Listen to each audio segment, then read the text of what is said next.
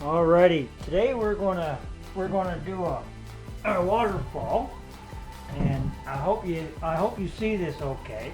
But I start out with Woodland Scenics water effects, and what I do is I take a piece of wax paper or parchment paper or whatever, and I pre-did this, and I just put it out side by side, and on the paper like so, and I let it dry. In this case, it took about 4 days, but when it comes off the parchment paper, it comes up in a little film like that. And then I've trimmed it all to fit where I want it to fit here, like so. And okay, I got that backwards now already, so I'll put that one back like so, this one like so. And what I will do is I will use the Woodland Scenics water effects to hold her in place. And I've kind of separated the waterfall at the bottom. I'm going to put a little bit right in here. My luck here, not coming out good. There we go. A little there, and a little there. And I will kind of just push that into it. Like so. And there again, this stuff here, once it dries, it'll be clear, just like this section right here. Just a little bit right here. We'll get at the bottom again. We'll get our side on this side of the rock. Need to do that one a little more right there. There we go. Now right now I'm just going to get him into place and just hold him a little bit, and then I will take a brush afterwards and we'll dab it all into how we want her. And I got this one right here, a little bit there, and a little bit here. A little in the center too, that might hold her just a little bit. There we go. Now, get you scooped into place.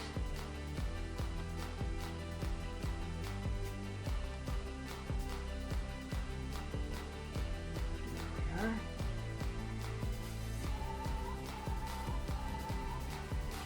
Now, I'm not there yet. Just a little bit right there.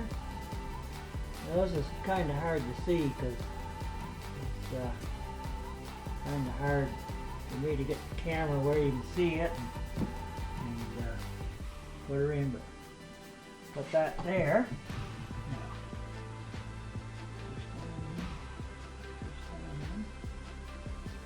there we go. Now, I'm going to need I will go ahead and put a little bit right in here.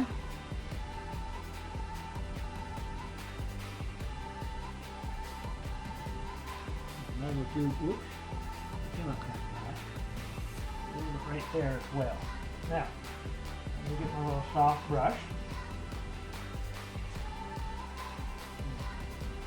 Turn this in right here. So.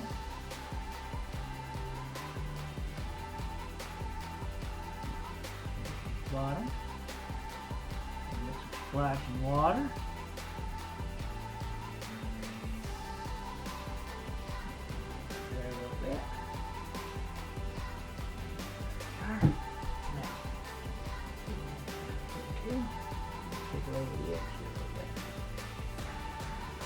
This stuff here, this will take a couple of days to totally dry, but once it's dry, if you don't like the effect you got, you can just go ahead and do it again and go over top of it.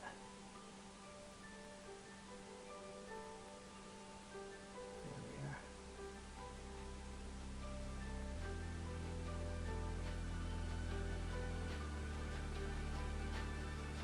If you use this stuff a little thinner, you can also put it on top of your water after you've done it before,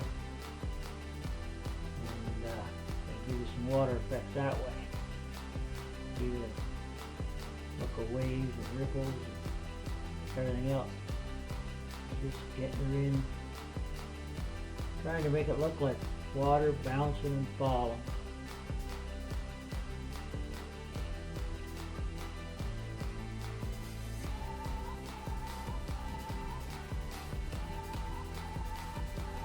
A little much right there, so we'll try to, let's see if I can work this up here a little bit.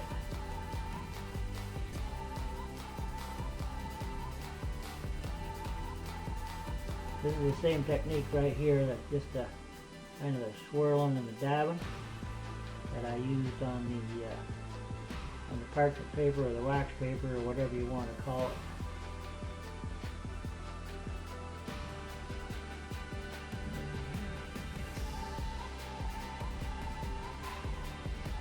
Got a little much right there still. Go ahead and transfer some of that up there.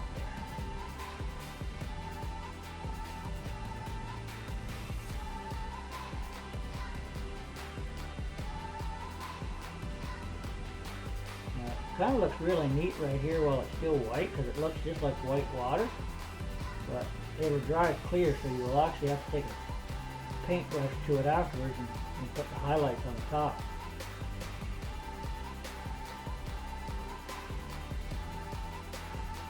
Yeah, that's not too bad. I think that'll work. There we go.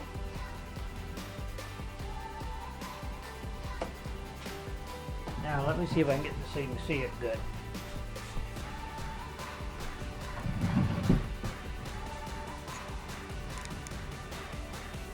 Alrighty, we'll go in on this, and this is what I've ended up with. And once, like I say, once it dries, it'll be clear. So I'll have to dry brush on the white on top. And this is where the lake I'll pour in here. And after I get the water pour done, I'll put some ripples in here as well. But it'll dry just like that when it's done. Okay, so there's the, I believe I got the waterfall installed. So we'll continue on. I think I'll, next I'll just do some static grass here. And then I will do the ballast on the rails.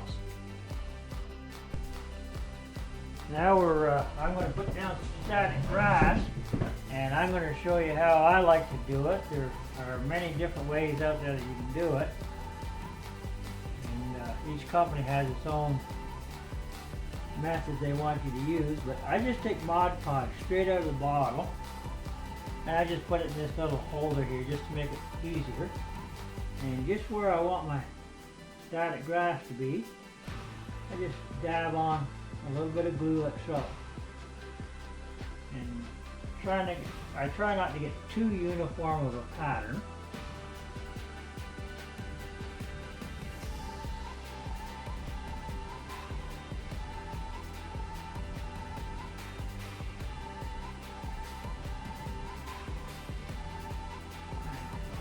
Like that.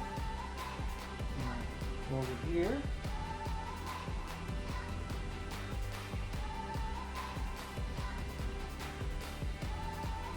In my container, a lot of sites recommend you do the taller grass first, and you do the shorter grass around the sides.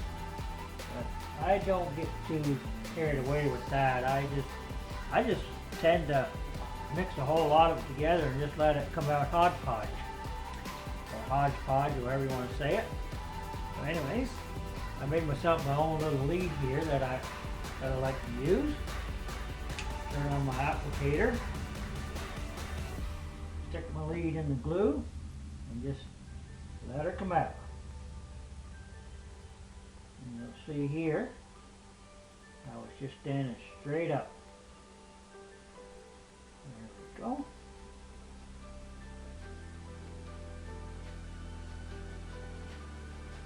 All the different little heights there, kind of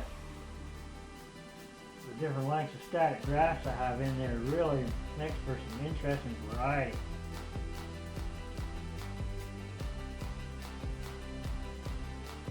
And with this base being painted dark like it is, if don't get total coverage, all you'll see is just the dark on the bottom, which is okay too.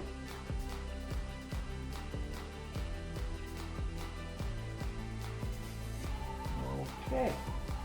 Yeah, that's as much as I've got glued is done pretty good there. Alright, let's see if you can see that good. Okay, you can't, so hang on.